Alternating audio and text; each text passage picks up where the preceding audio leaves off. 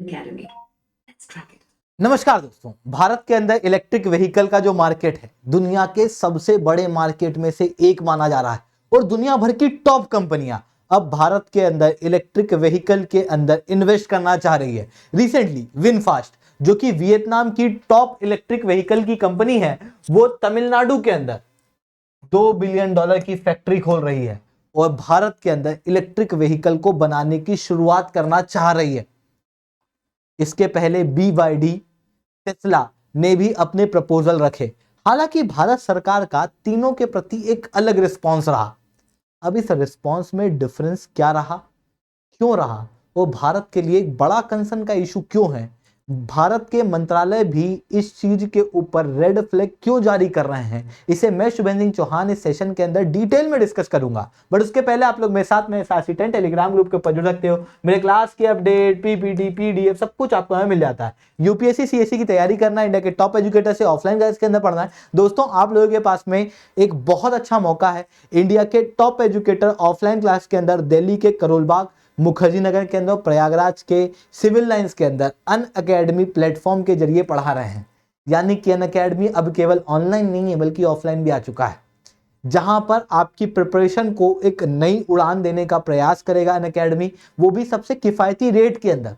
आप बिल्कुल से हमारे सेंटर्स के अंदर जुड़ सकते हो। अगर आप इस कोड का यूज करोगे तो आपको 40% तक का डिस्काउंट जो है वो प्राप्त होगा। अगर आपको ये कोर्स लेना है तो नीचे ये स्कैनर है, इस स्कैनर को स्कैन करके आप पेमेंट जो है वो कर सकते हो और हमारे ऑफलाइन सेंटर्स को भी विजिट कर सकते हो। इसके अलावा अगर आप प्रीलिम्स की तैयारी कर रहे हो और आपको इकोनॉमी समझ नहीं आ रहा तो विवेक सिंह सर, जिनके नाम की ऑफलाइन ऑनलाइन हर दुनिया में इकोनॉमी की स्टैंडर्ड किताब चलती है, उनका कोर्स लॉन्च हो चुका है, आप इसमें ज्वाइन हो सकते हो। इसके अलावा प्रीलिम्स का क्रैश कोर्स है, CSET का क्रैश कोर्स है, मेंस गाइडेंस प्रोग्राम है, ऑप्शनल के कोर्स है और 2025-26 के बच्चों के लिए फाउंडेशनल बैचेस अवेलेबल हैं। आप बिल्कुल से हमारे सेशंस के अंदर जुड़ सकते हो। चलिए दोस्तों, समझने का प्रयास करते हैं यहाँ पे हुआ क्या है। तीन बड़ी कंपनी टेस्ला, BYD और विनफास्ट, इन तीनों ने भारत सरकार के सामने प्रपोजल रखा। सबसे पहला प्रपोजल टेस्ला, इसके ऊपर बात करते हैं। टेस्ला का कहना था कि हम $2 बिलियन का इन्वेस्टमेंट भारत के अंदर करना चाहते हैं, पर भारत में दिक्कत यह है कि भारत के अंदर इंपोर्ट ड्यूटी काफी ज्यादा है। अगर एक बनी बनाई कार भारत में आती है और वो $40,000 से ऊपर की है तो उसके ऊपर 100% तक ड्यूटी लग जाती है। अगर वो $40,000 से कम की है तो उसके ऊपर 60% तक ड्यूटी लगती है। यानी कि अगर 1 लाख की कार है तो वो 2 लाख, 2.5 लाख इतने बिकेगी। जिसके कारण से टेस्ला का कहना यह था कि हम एक अच्छी कार बना के भारत में भेजेंगे, पर भारत के डोमेस्टिक मार्केट से कॉम्पीट ही नहीं कर पाएगी, और हम चाहें कि दूसरी जगह से इक्विपमेंट बना के भारत के अंदर असेंबल करके फिर बेचे, तो वो इक्विपमेंट के ऊपर भी इंपोर्ट ड्यूटी काफी ज्यादा है। ऐसी कंडीशन में इनका कहना था कि हम तभी भारत में निवेश करेंगे जब इंपोर्ट ड्यूटी जो है वो कम हो। शुरुआत में भारत सरकार द्वारा मना कर दिया गया था इस चीज को, फिर बाद में भारत सरकार ने रीनेगोशिएशन करना शुरू किए और अभी तक नेगोशिएशन चल रहा है, जिसके कारण से टेस्ला की कोई भी फैक्ट्री अभी तक भारत में नहीं खुल पाई है। वहीं विनफास्ट ने मांग शुरुआत में नहीं की कि इंपोर्ट ड्यूटी कम होना चाहिए। इन्होंने प्रोडक्शन लिंक्ड इंसेंटिव वगैरह का फायदा उठाया और कहा कि हम फैक्ट्री खोल देते हैं। इन्होंने भारत में फैक्ट्री खोल दी। फैक्ट्री खोलने के बाद इन्होंने टेस्ला वाली बात करना शुरू करी है कि यार इंपोर्ट ड्यूटी कम होना चाहिए, जिसके कारण से विनफास्ट जो कि वियतनाम की टॉप कंपनी है, इसने भारत के अंदर निवेश कर दिया है। टेस्ला करने वाली है, BYD करने वाली थी। BYD क्या है? BYD मतलब बिल्ड योर ड्रीम। ये चाइना की एक कंपनी है, भारत के अंदर पहले बैटरी आती थी इसके नाम की, ठीक है। ये mega engineering and infrastructure limited करके कंपनी के साथ में एक जॉइंट वेंचर खोल के भारत के अंदर $1 बिलियन का इन्वेस्टमेंट करके भारत के अंदर इलेक्ट्रिक व्हीकल और बैटरीज बनाना चाहती थी। पर भारत ने कहा कि चाइना की कंपनी है, नेशनल सिक्योरिटी के इश्यूज हैं, इस कारण से हम लोग इन्हें अलाउ नहीं करेंगे। पर भारत ने एक बहुत बड़ा मिस कर दिया यहां पर, क्योंकि BYD जो है वो बैटरी के मामले में एक बहुत खतरनाक कंपनी है। भारत के अंदर टोयोटा वगैरह के साथ में इसके ऑलरेडी बॉन्ड है, जिसके कारण से ये लिथियम बैटरी और दूसरी बैटरी जो है वो भारत को ऑलरेडी सप्लाई कर रही है। पर इसकी कार्स को कि इस $1 बिलियन के इन्वेस्टमेंट को भारत के अंदर अलाउ नहीं किया गया था national security point of view से। अब पहले तो बात ये आती है कि ये तीनों कंपनियां भारत के अंदर इन्वेस्टमेंट करना चाहती क्यों हैं? क्योंकि भारत का मार्केट बहुत बड़ा है। देखो, भारत के अंदर अभी 2022 के अंदर टोटल जो कार बिकी उनमें से केवल 1% कार इलेक्ट्रिक व्हीकल थी, पर 2030 तक 30% तक इलेक्ट्रिक व्हीकल होने वाली हैं। टोटल कार जो बिकेंगी 2030 तक नंबर ऑफ कारें भी ज्यादा बिकेगी और उसमें से इलेक्ट्रिक व्हीकल और ज्यादा होंगी। बड़ा मार्केट हो गया भारत, दुनिया की एक बहुत बड़ी आबादी हो गई। यहाँ पर लगातार मिडिल क्लास बढ़ रहा है, प्रॉस्पेरिटी बढ़ रही है, लोग इलेक्ट्रिक व्हीकल लेना चाह रहे हैं और यहाँ पर आप देख सकते हो।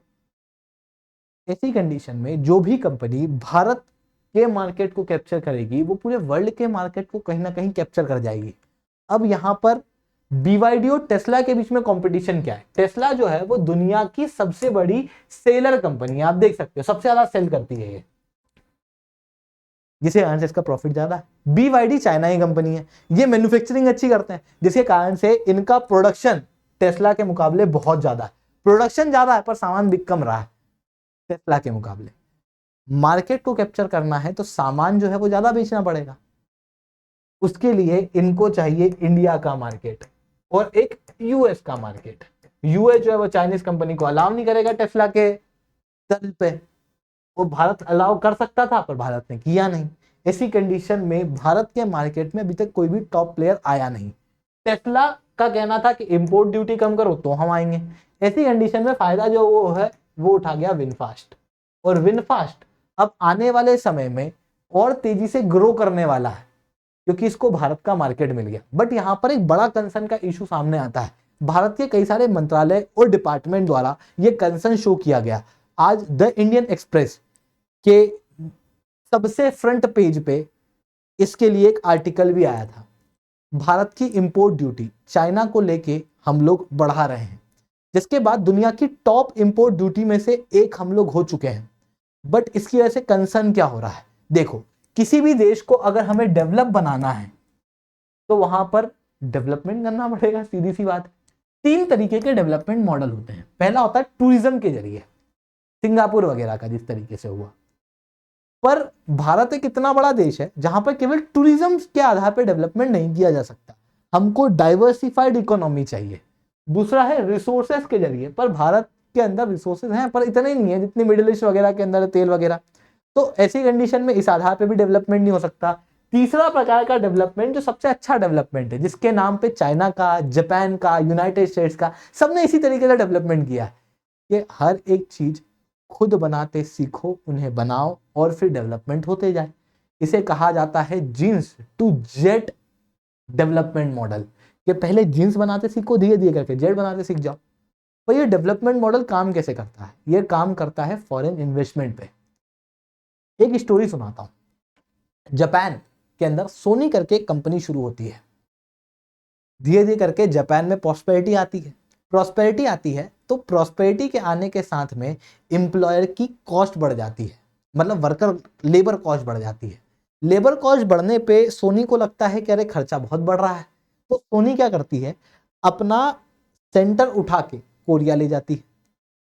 कोरिया में सोनी का सेंटर होता है जहां पर सस्ते लेबर काम करते हैं। लेबर सोनी के अंदर काम करते करते नई नई चीजें सीख जाते हैं कि अच्छा इस तरीके से होता है, इस तरीके से होता है, फिर वो अपनी खुद की कंपनी नोकिया बना लेते हैं। ऐसी दूसरी कंपनियां बनती है साउथ कोरिया के अंदर। धीरे धीरे करके साउथ कोरिया में प्रॉस्पेरिटी आती है। प्रॉस्पेरिटी आती है तो वहां का लेबर भी महंगा हो जाता है। लेबर महंगा होता है तो फिर ये जितनी मैन्युफैक्चरिंग यूनिट है ये दूसरी जगह जाती हैं, चाइना में। चाइना में लेबर बहुत सस्ता होता है, चाइना का डेवलपमेंट मॉडल चलता है। बहुत सस्ते लेबर के कारण दुनिया भर की कंपनियां वहां पर आ जाती हैं, खूब इन्वेस्टमेंट करती हैं। चाइना का डेवलपमेंट आप देख सकते हैं, आज यूएस को चैलेंज कर रहा है। धीरे धीरे करके चाइना के अंदर भी लेबर कॉस्ट बढ़ने लगती है, प्रॉस्पेरिटी के चलते, आबादी की उम्र के बढ़ने के चलते, साथ में डी रिस्किंग वगैरह भी हो रहा है, जिसके कारण से अब हम ऐसी स्टेज पे हैं जहां पर चाइना से कंपनियां निकल के दूसरी जगह मैन्युफैक्चरिंग करेंगी। भारत के पास अच्छा मौका है कि हम इन कंपनियों को अट्रैक्ट कर लें, पर ये कंपनियां भारत में ना आते हुए साउथ ईस्ट एशिया में ज़्यादा जा रही है। वियतनाम है, सिंगापुर है, यहाँ ज़्यादा जा रही है क्योंकि भारत के अंदर प्रोटेक्शनिज्म ज़्यादा है। क्योंकि भारत के अंदर चाइना के इशू के चलते हमने इंपोर्ट ड्यूटी काफी ज्यादा लगा दी है, जिसकी वजह से ये इशू आ रहे हैं। मैं नहीं कह रहा कि अपना दिमाग बता रहा है, नहीं नहीं, ये आज के न्यूज़पेपर के अंदर आया है, जो कि भारत के मैती जैसे मंत्रालय द्वारा ही कहा जा रहा है और भारत सरकार को रेड फ्लैग दिखाया जा रहा है कि हमें इंपोर्ट ड्यूटी कम करनी चाहिए। आई होप आपको ये बातें समझ में आई होंगी। लेक्चर अच्छा लगा तो लाइक करना, लेक्चर बहुत अच्छा लगा हो तो नीचे #10 कमेंट करना। यूपीएससी सीएससी की तैयारी करना, इंडिया के टॉप एजुकेटर से ऑफलाइन क्लास के अंदर पढ़ना है तो आपके पास में बहुत अच्छा मौका है। इंडिया के टॉप एजुकेटर आप लोगों को ऑफलाइन क्लास के अंदर पढ़ा रहे हैं, आप हमारे साथ में जुड़ सकते हो। दिल्ली के करोल बाग मुखर्जी नगर के अंदर, प्रयागराज के सिविल लाइंस के अंदर हमारा सेंटर कुछ इस तरीके से दिखता है, जहां पर आपको सारी फैसिलिटीज अवेलेबल होंगी।